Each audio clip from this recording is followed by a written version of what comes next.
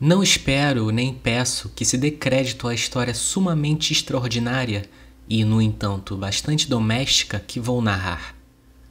Louco seria eu se esperasse tal coisa, tratando-se de um caso que os meus próprios sentidos se negam a aceitar. Não obstante, não estou louco e, com toda certeza, não sonho. Mas amanhã morro e, por isso, gostaria hoje de aliviar o meu espírito. Meu propósito imediato é apresentar ao mundo, clara e sucintamente, mas sem comentários, uma série de simples acontecimentos domésticos. Devido às suas consequências, tais acontecimentos me aterrorizaram, torturaram e destruíram. No entanto, não tentarei esclarecê-los. Em mim, quase não produziram outra coisa senão horror. Mas em muitas pessoas, talvez lhe pareçam menos terríveis do que grotesco. Talvez, mais tarde, haja alguma inteligência que reduza o meu fantasma a algo comum. Uma inteligência mais serena, mais lógica e muito menos excitável do que a minha, que perceba, nas circunstâncias que me refiro com terror, nada mais do que uma sucessão comum de causas e efeitos muito naturais. Desde a infância, tornaram-se patentes a docilidade e o sentido humano de meu caráter. A ternura de meu coração era tão evidente que me tornava alvo dos gracejos de meus companheiros. Gostava, especialmente, de animais, e meus pais me permitiam possuir grande variedade deles. Passava com eles quase todo o meu tempo e jamais me sentia tão feliz como quando lhes dava de comer ou os acariciava. Com os anos aumentou esta peculiaridade de meu caráter, e quando me tornei adulto, fiz dela uma das minhas principais fontes de prazer. Aos que já sentiram afeto por um cão fiel e sagaz, não preciso dar-me ao trabalho de explicar a natureza ou a intensidade da satisfação que se pode ter com isso. Há algo no amor desinteressado e capaz de sacrifícios de um animal que toca diretamente o coração daqueles que tiveram ocasiões frequentes de comprovar a amizade mesquinha e a frágil fidelidade de um simples homem. Casei cedo e tive sorte de encontrar em minha mulher disposição semelhante à minha. Notando meu amor pelos animais domésticos, não perdi a oportunidade de arranjar as espécies mais agradáveis de bichos. Tínhamos pássaros, peixes dourados, um cão, coelhos, um macaquinho e um gato. Este último era um animal extraordinariamente grande e belo, todo negro e de espantosa sagacidade.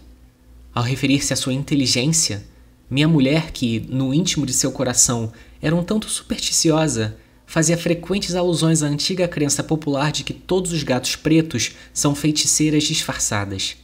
Não que ela se referisse seriamente a isso, menciono o fato apenas porque aconteceu lembrar-me disso neste momento. Pluto, assim se chamava o gato, era o meu preferido, com o qual eu mais me distraía. Só eu o alimentava e ele me seguia sempre pela casa. Tinha dificuldade mesmo em impedir que me acompanhasse pela rua. Nossa amizade durou, desse modo, vários anos, durante os quais não só o meu caráter como o meu temperamento, enrubeço ao confessá-lo, sofreram, devido ao demônio da intemperança, uma modificação radical para o pior. Tornava-me dia a dia mais taciturno, mais irritadiço, mais indiferente aos sentimentos dos outros. Sofria ao empregar linguagem desabrida ao dirigir-me à minha mulher. No fim, cheguei mesmo a tratá-la com violência. Meus animais, certamente, sentiam a mudança operada em meu caráter. Não apenas não lhes dava atenção alguma, como ainda os maltratava. Quanto a Pluto, porém, ainda despertava em mim consideração suficiente que me impedia de maltratá-lo, ao passo que não sentia escrúpulo algum em maltratar os coelhos, o macaco e mesmo o cão, quando, por acaso ou afeto, cruzava em meu caminho. Meu mal, porém, ia tomando conta de mim. Que outro mal pode se comparar ao álcool? E, no fim, até Pluto, que começava agora a envelhecer e, por conseguinte, se tornar um tanto rabugento, até mesmo Pluto começou a sentir os efeitos de meu mau humor. Certa noite, ao voltar a casa, muito embriagado de uma de minhas andanças pela cidade, tive a impressão de que o gato evitava minha presença. Apanhei-o e ele, assustado ante a minha violência, me feriu a mão levemente com os dentes. Uma fúria demoníaca apoderou-se instantaneamente de mim. Já não sabia mais o que estava fazendo. Dir-se-ia que, súbito, minha alma abandonara o corpo e uma perversidade mais do que diabólica, causada pela genebra, fez vibrar todas as fibras de meu ser. Tirei do bolso um canivete, abri-o, agarrei o pobre animal pela garganta e, friamente, arranquei de sua órbita um dos olhos. Enrubeço, estremeço, abraço-me de vergonha ao referir-me aqui a essa abominável atrocidade. Quando, com a chegada da manhã, voltei à razão, dissipados já os vapores de minha orgia noturna, experimentei, pelo crime que praticara, um sentimento que era um misto de horror e remorso. Mas não passou de um sentimento superficial e equívoco, pois minha alma permaneceu impassível. Mergulhei novamente em excessos, afogando logo no vinho a lembrança do que acontecera. Entre mentes, o gato se restabeleceu lentamente. A órbita do olho perdido apresentava, é certo, um aspecto horrendo, mas não parecia mais sofrer qualquer dor. Passeava pela casa como de costume, mas, como bem se poderia esperar, fugia, tomado de extremo terror, à minha aproximação. Restava-me ainda o bastante de meu antigo coração para que, a princípio, sofresse com aquela evidente aversão por parte de um animal que, antes, me amara tanto. Mas esse sentimento logo se transformou em irritação, e então, como para perder-me final e irremissivelmente, surgiu o espírito da perversidade. Desse espírito, a filosofia não toma conhecimento. Não obstante, tão certo como existe minha alma, creio que a perversidade é um dos impulsos primitivos do coração humano, uma das faculdades ou sentimentos primários que dirigem o caráter do homem. Quem não se viu centenas de vezes a cometer ações vis ou estúpidas pela única razão de que sabia que não devia cometê-las? Acaso não sentimos uma inclinação constante, mesmo quando estamos no melhor de nosso juízo, para violar aquilo que é lei, simplesmente porque a compreendemos como tal? Esse espírito de perversidade, digo eu, foi a causa de minha queda final. O vivo e insondável desejo da alma de atormentar-se a si mesma, de violentar sua própria natureza, de fazer o mal pelo próprio mal, foi o que me levou a continuar e, afinal, a levar a cabo o suplício que infligira ao inofensivo animal. Uma manhã, a sangue frio, meti-lhe um nó corredio em torno do pescoço e enforquei-o no galho de uma árvore. Fi-lo com os olhos cheios de lágrimas, com o coração transbordante do mais amargo remorso. Enforquei-o porque sabia que ele me amara e porque reconhecia que não me dera motivo algum para que me voltasse contra ele.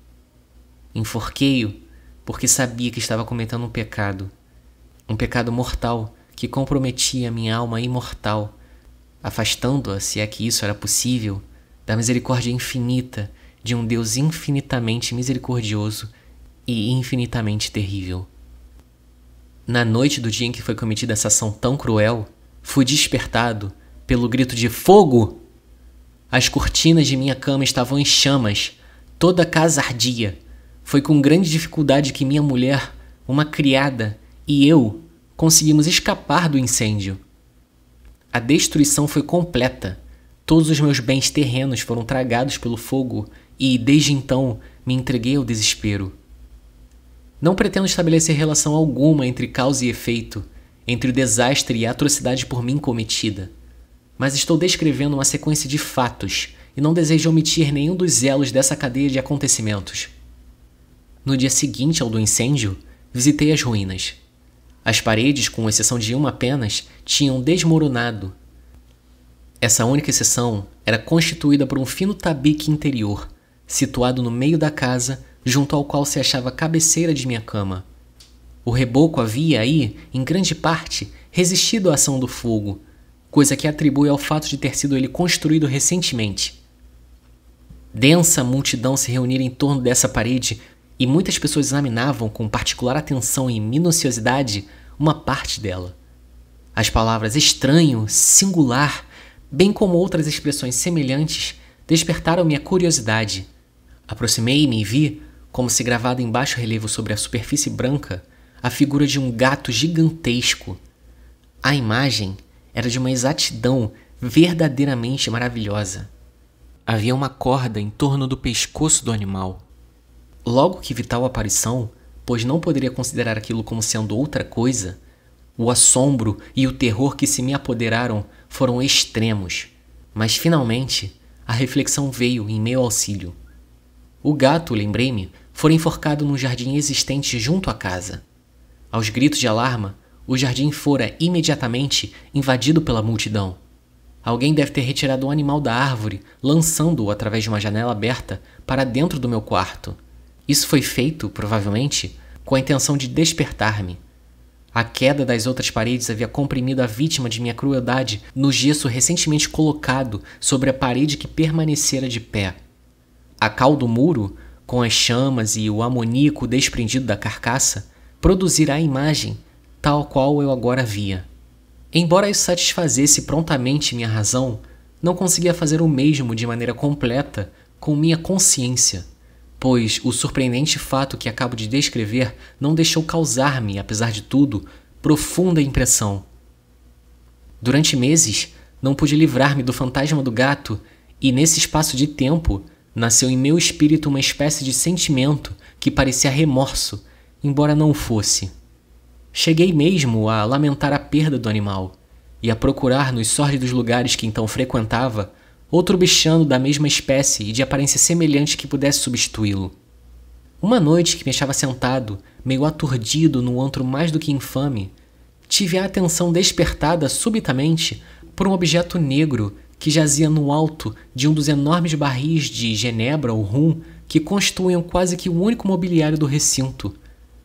Fazia já alguns minutos que olhava fixamente o alto do barril, e o que então me surpreendeu foi não ter visto antes o que havia sobre o mesmo. Aproximei-me e toquei-o com a mão. Era um gato preto, enorme, tão grande quanto Pluto, e que, sob todos os aspectos, salvo um, se assemelhava a ele. Pluto não tinha um único pelo branco em todo o corpo, e o bichano que ali estava possuía uma mancha larga e branca, embora de forma indefinida, a cobrir-lhe quase toda a região do peito. Ao acariciar-lhe o dorso, ergueu-se imediatamente, ronronando com força e esfregando-se em minha mão como se a minha atenção lhe causasse prazer.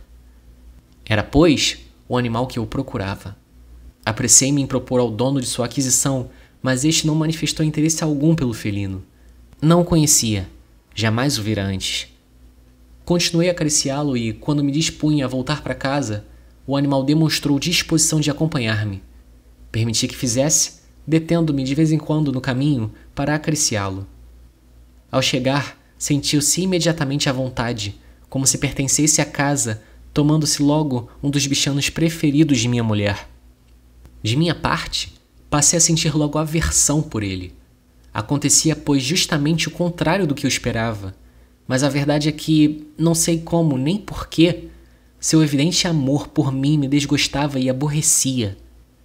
Lentamente, tais sentimentos de desgosto e fastio se converteram no mais amargo ódio. Evitava o animal. Uma sensação de vergonha, bem como a lembrança da crueldade que praticara, impediam-me de maltratá-lo fisicamente. Durante algumas semanas, não lhe bati nem pratiquei contra ele qualquer violência, mas aos poucos, muito gradativamente, passei a sentir por ele inenarrável horror, fugindo em silêncio de sua odiosa presença, como se fugisse de uma peste. Sem dúvida, o que aumentou o meu horror pelo animal foi a descoberta, na manhã do dia seguinte ao que levei para casa, que, como Pluto, também havia sido privado de um dos olhos.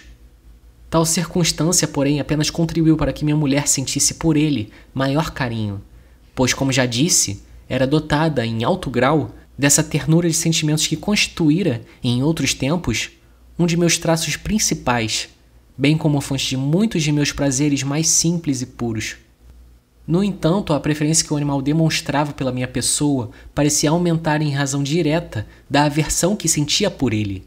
Seguia meus passos com uma pertinácia que dificilmente poderia fazer com que o ouvinte compreendesse. Sempre que me sentava, enrodilhava-se embaixo de minha cadeira ou me saltava ao colo, cobrindo-me com suas odiosas carícias. Se me levantava para andar, metia-se-me entre as pernas e quase me derrubava. ou então, cravando suas longas e afiadas garras em minha roupa, subia por ela até o meu peito. Nessas ocasiões, embora tivesse ímpetos de matá-lo de um golpe, abstinha-me de fazê-lo devido, em parte, à lembrança de meu crime anterior. Mas, sobretudo, apresso-me a confessá-lo, pelo pavor extremo que o animal me despertava. Esse pavor não era exatamente um pavor de mal físico e, contudo, não saberia defini-lo de outra maneira. Quase me envergonha confessar, sim, mesmo nesta cela de criminoso, quase me envergonha confessar que o terror e o pânico que o animal me inspirava eram aumentados por uma das mais puras fantasias que se possa imaginar. Minha mulher, mais de uma vez, me chamara a atenção para o aspecto da mancha branca a que já me referi, e que constituía a única diferença visível entre aquele estranho animal e o outro que eu enforcara. O ouvinte, de certo, se lembrará de que aquele sinal, embora grande, tinha a princípio uma forma bastante indefinida, mas lentamente, de maneira quase imperceptível, que a minha imaginação durante muito tempo lutou para rejeitar como fantasiosa, adquirira, por fim, uma nitidez rigorosa de contornos. Era agora a imagem de um objeto cuja menção me faz tremer, e sobretudo por isso eu encarava como um monstro de horror e repugnância, do qual eu, se tivesse coragem, me teria livrado. Era agora, confesso, a imagem de uma coisa odiosa, abominável, a imagem da forca, lúgubre e terrível máquina de horror e de crime, de agonia e de morte. Na verdade, naquele momento, eu era um miserável, um ser que ia além da própria miséria da humanidade. Era uma besta fera, cujo irmão fora por mim desdenhosamente destruído. Uma besta fera que se engendrara em mim um homem feito à imagem do Deus Altíssimo. Ó grande e insuportável infortúnio, ai de mim! Nem de dia nem de noite conheceria jamais a bênção do descanso. Durante o dia, o animal não me deixava a sós um único momento, e à noite despertava de hora em hora, tomado do indescritível terror de sentir o hálito quente da coisa sobre o meu rosto e seu enorme peso, encarnação de um pesadelo que não podia afastar de mim, pousado eternamente sobre meu coração. Sob a pressão de tais tormentos, sucumbiu o pouco que restava em mim de bom. Pensamentos maus converteram-se meus únicos companheiros, os mais sombrios e os mais perversos dos pensamentos. Minha rabugice habitual se transformou em ódio por todas as coisas e por toda a humanidade. E enquanto eu agora me entregava cegamente aos súbitos, frequentes e irreprimíveis acessos de cólera, minha mulher, pobre dela, não se queixava nunca, convertendo-se na mais paciente e sofredora das vítimas. Um dia, acompanhou-me para ajudar-me numa das tarefas domésticas até o porão do velho edifício em que nossa pobreza nos obrigava a morar. O gato seguiu-nos e, quase fazendo-me rolar escada abaixo, me exasperou ao ponto de perder o juízo. Apanhando uma machadinha e esquecendo o terror pueril que até então contivera minha mão, dirigi ao animal um golpe que teria sido mortal se atingisse o alvo. Mas minha mulher segurou-me o braço, detendo o golpe. Tomado então de fúria demoníaca, livrei o braço do obstáculo que o detinha e cravei-lhe a machadinha no cérebro. Minha mulher caiu morta instantaneamente, sem lançar um gemido. Realizado o terrível assassínio, procurei, movido por súbita resolução, esconder o corpo. Sabia que não poderia retirá-lo da casa nem de dia nem de noite, sem correr o risco de ser visto pelos vizinhos. Ocorreram-me vários planos. Pensei, por um instante, em cortar o corpo em pequenos pedaços e destruí-los por meio do fogo. Resolvi, depois, cavar uma fossa no chão da adega. Em seguida, pensei em atirá-lo ao poço do quintal. Mudei de ideia e decidi metê-lo num caixote, como se fosse uma mercadoria, na forma habitual, fazendo com que um carregador o retirasse da casa. Finalmente, tive uma ideia que me pareceu muito mais prática. Resolvi emparedá-lo na adega, como faziam os monges da Idade Média com suas vítimas.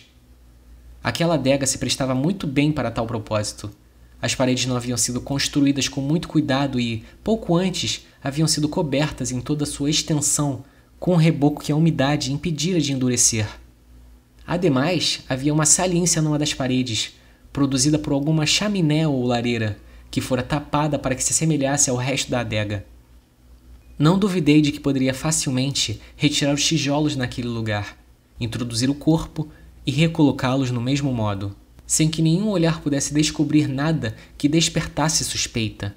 E não me enganei em meus cálculos. Por meio de uma alavanca, desloquei facilmente os tijolos e, tendo depositado o corpo com cuidado de encontro à parede interior, segurei-o nessa posição até poder recolocar, sem grande esforço, os tijolos em seu lugar, tal como estavam anteriormente. Arranjei cimento, cal e areia e, com toda a precaução possível, preparei uma argamassa que não se podia distinguir da anterior, cobrindo com ela escrupulosamente a nova parede. Ao terminar, senti-me satisfeito, pois tudo correra bem. A parede não apresentava o menor sinal de ter sido rebocada. Limpei o chão com o maior cuidado e, lançando o olhar em torno, disse de mim para comigo: pelo menos aqui, o meu trabalho não foi em vão. O passo seguinte foi procurar um animal que havia sido a causa de tal grande desgraça, pois resolvera finalmente matá-lo. Se naquele momento tivesse podido encontrá-lo, não haveria dúvida quanto à sua sorte. Mas parece que o esperto animal se alarmara ante a violência de minha cólera e procurava não aparecer diante de mim enquanto me encontrasse naquele estado de espírito. Impossível descrever ou imaginar o profundo e abençoado alívio que me causava a ausência de tão detestável felino. Não apareceu também durante a noite e assim, pela primeira vez desde sua entrada em casa, consegui dormir tranquila e profundamente. Sim, dormi mesmo com o peso daquele assassínio sobre minha alma. Transcorreram o segundo e o terceiro dia e meu algoz não apareceu. Pude respirar novamente, como homem livre. O monstro, aterrorizado, fugira para sempre de casa. Não tomaria vê-lo. Minha felicidade era infinita. A culpa de minha tenebrosa ação pouco me inquietava. Foram feitas algumas investigações, mas respondi prontamente a todas as perguntas. Procedeu-se também a uma vistoria em minha casa, mas, naturalmente, nada podia ser descoberto. Eu considerava já como uma coisa certa a minha felicidade futura. No quarto dia após o assassinato, uma caravana policial chegou inesperadamente à casa e realizou de novo rigorosa investigação. Seguro, no entanto, de que ninguém descobriria jamais o lugar em que eu ocultara o cadáver, não experimentei a menor perturbação. Os policiais pediram-me que os acompanhasse em sua busca. Não deixaram de esquadrinhar um canto sequer da casa. Por fim, pela terceira ou quarta vez, desceram novamente ao porão. Não me alterei o mínimo que fosse. Meu coração batia calmamente, como de um inocente. Andei por todo o porão de ponta a ponta. Com os braços cruzados sobre o peito, caminhava calmamente de um lado para o outro. A polícia estava inteiramente satisfeita e preparava-se para sair. O júbilo que me inundava o coração era forte demais para que pudesse contê-lo. Ardia de desejo de dizer uma única palavra à guisa de triunfo, e também para tornar duplamente evidente a minha inocência. Senhores, disse por fim quando os policiais já subiam a escada, é para mim motivo de grande satisfação haver desfeito qualquer suspeita. Desejo a todos os senhores ótima saúde e um pouco mais de cortesia. Diga-se de passagem, senhores, que esta é uma casa muito bem construída. Quase não sabia o que dizia em meu desejo de falar com naturalidade. Poderia mesmo dizer que é uma casa excelentemente construída? Estas paredes, os senhores já se vão? Estas paredes são de grande solidez. Nessa altura, movido por pura e frenética fanfarronada, bati com força com a bengala que tinha na mão, justamente na parte da parede atrás da qual se achava o corpo da esposa de meu coração. Que Deus me guarde e livre das garras de Satanás. Mal o eco das batidas mergulhou no silêncio, uma voz me respondeu do fundo da tumba, primeiro com um choro entrecortado e abafado, como os soluços de uma criança. Depois, de repente, com um grito prolongado, estridente, contínuo, completamente anormal e inumano. Um uivo, um grito agudo, metade de horror, metade de triunfo, como somente poderia ter surgido do inferno, da garganta dos condenados em sua agonia e dos demônios exultantes com a sua condenação. Quanto aos meus pensamentos, é loucura falar. Sentindo-me desfalecer, cambalei até a parede oposta. Durante um instante, o grupo de policiais deteve-se na escada, imobilizado pelo terror. Decorrido um momento, 12 braços vigorosos atacaram a parede, que caiu por terra. O cadáver, já em adiantado estado de decomposição e coberto de sangue coagulado, apareceu ereto aos olhos dos presentes. Sobre sua cabeça, com a boca vermelha dilatada e o único olho chamejante, achava-se pousado o animal odioso, cuja astúcia me levou ao assassínio e cuja voz reveladora me entregava ao carrasco. Eu havia emparedado um monstro dentro da tumba.